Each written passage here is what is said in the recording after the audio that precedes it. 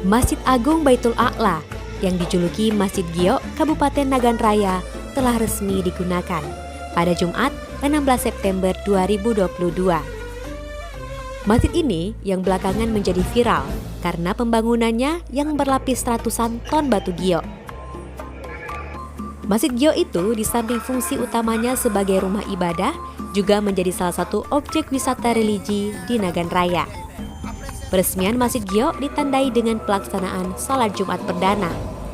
Pantauan waspadaaceh.com tampak ribuan jamaah memadati rumah Allah sejak pagi hari peresmiannya.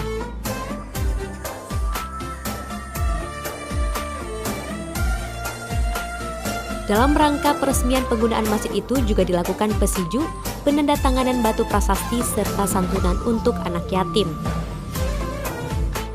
Pembangunan masjid tersebut telah 12 tahun dikerjakan sejak tahun 2010.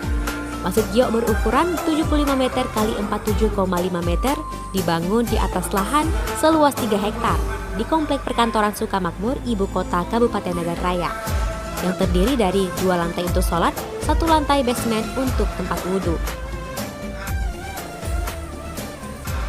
Cut Naufal melaporkan untuk Waspada Aceh.